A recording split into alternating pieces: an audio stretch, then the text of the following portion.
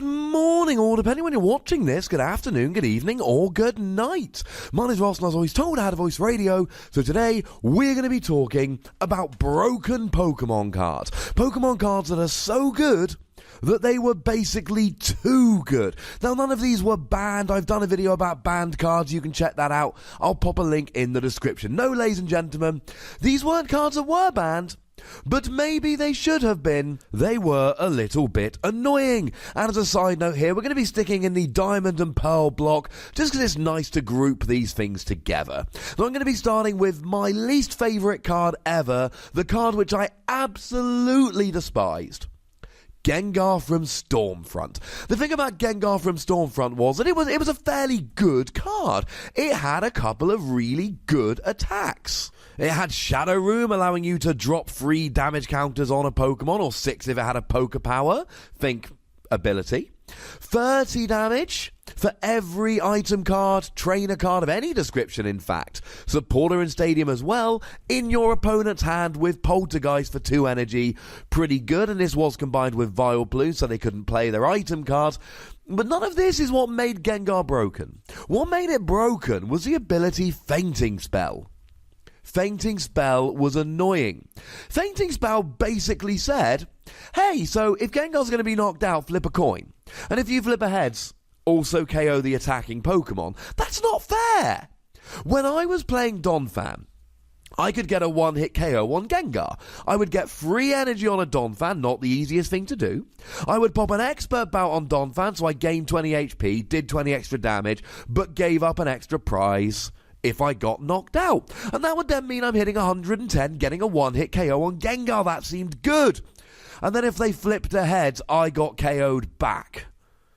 Just unfair. When I played against these Gengar decks, I generally won with Donphan, unless my opponent hit too many heads on Fainting Spell. It's the fact that your opponent just gets an easy KO without doing any work when you've had to do a whole bunch of work. That, ladies and gentlemen, is just plain unfair.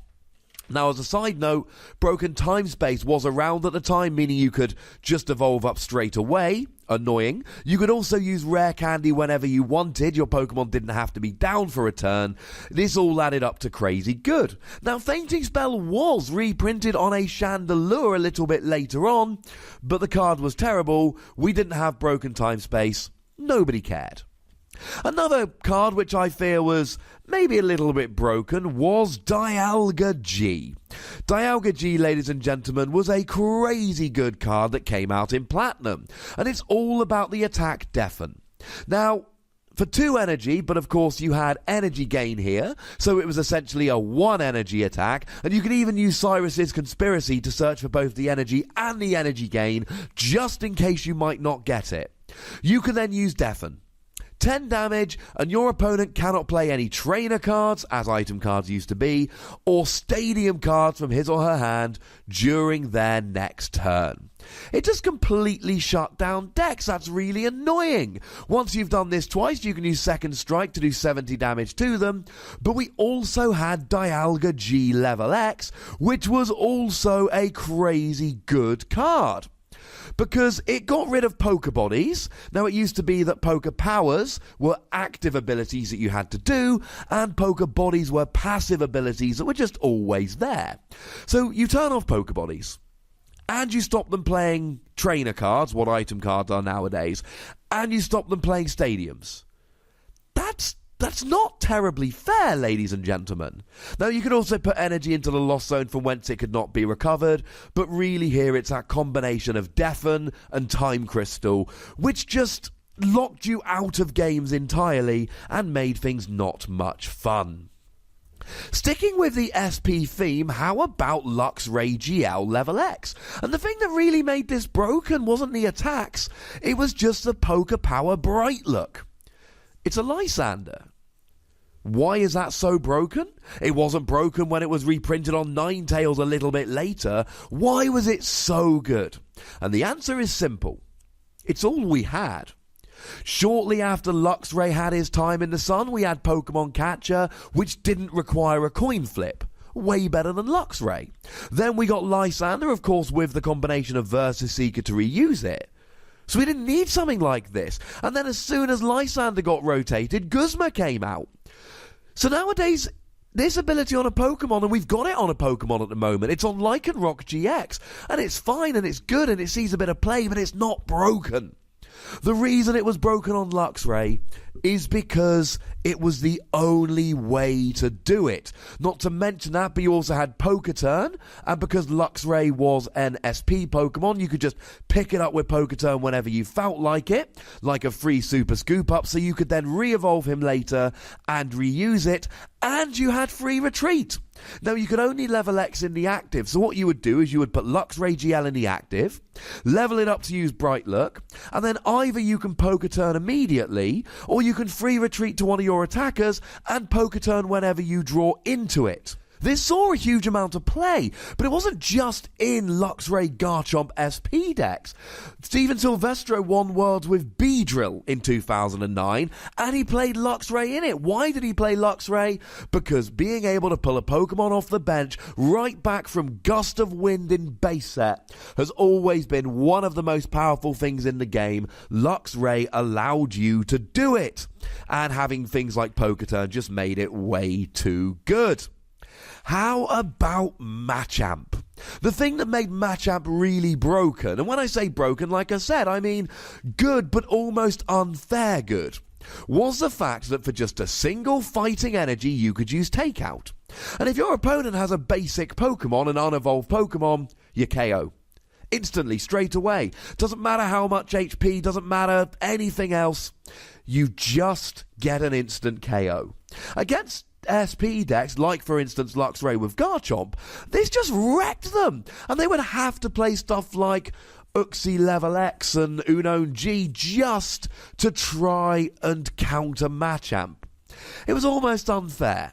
Your opponent comes along, and remember we had Broken, Time Space and Rare Candy, which made evolutions way easier. One energy, instant KO. It's just like you don't even have to try anymore. And it's really that taking away of the trying that made it silly. I played in a city championship once, think a League Cup. And I was playing Donphan, and game 1 I beat Machamp. Long, drawn-out game, but I won because it was, as far as I was concerned, the better deck. Game 2, they went first, used Takeout on turn 1 and beat me before I'd even drawn a card. You could attack going first in those days. Bit annoying.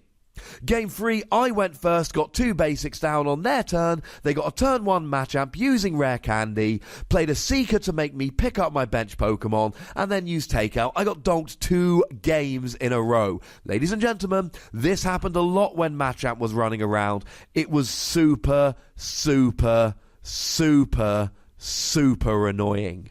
And the last card we're going to talk about, which isn't necessarily, I don't know if it's broken in the traditional sense, but I will tell you that it completely dominated the format for a while. I mean to the point where either you played it or you teched against it and played a counter deck. They were your 2 options. It's Gardevoir from Secret Wonders. Now, it had Telepass, which basically just allowed you to use a supporter card out of your opponent's discard pile. Pretty nice. But it also had Psychic Lock. 60 damage, and your opponent cannot use any Poké Powers during their next turn.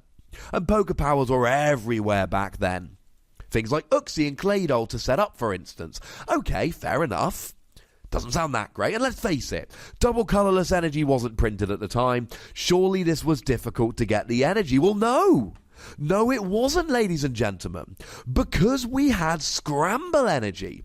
Now, Scramble Energy didn't work on a Pokemon EX, because we had EXs back in the day, and you had to be behind on prizes. But if you were behind on prizes, you could use Scramble Energy here, and it provided any free energy. Soon as you go down a prize, you whack a Scramble Energy on there, and then the lock starts. Your opponent has no Poké Powers. Your opponent cannot do their thing. They sit there upset. You sit there laughing. This happened for a while. We're talking months/years where this was just absolutely ridiculous. Oh yeah, we also had double rainbow energy as well, which again could not be put onto an EX Pokemon, and it did mean that your attacks did 10 less damage, but it also acted as 2 of any kind of energy, as the name double rainbow energy might suggest. Now there was also the Gardevoir LV.X, which allowed you to switch Gardevoir into or out of the active, and you got an instant KO with Bring Down, which was nice. But ladies and gentlemen, this completely dominated the format for quite a while, and if that doesn't mean it was a broken Pokemon, I don't know what does. So there we go, ladies and gentlemen. A bunch of you have been asking for a video about broken Pokemon, and although this isn't really the top 5 most broken Pokemon ever, these are 5 Pokemon that were just too gosh darned good and really just dominated and made life unfair. But ladies and gentlemen, maybe there are some Pokemon that you remember being broken. Well, there's a good news. There is a comment section. Go nuts. Be nice. Make sure you like this video, subscribe to this channel, follow me on Twitter at TheWassy, and Twitch at twitch.tv/PTCGRadio. That's where the live action happens. If you want to support the channel, get some bonus pods, etc., you can do so at patreon.com/PTCGRadio. But by far the most important thing, as always, look after yourselves until next time. Thank you very much for watching. My name's Ross, and you've been watching PTCG Radio.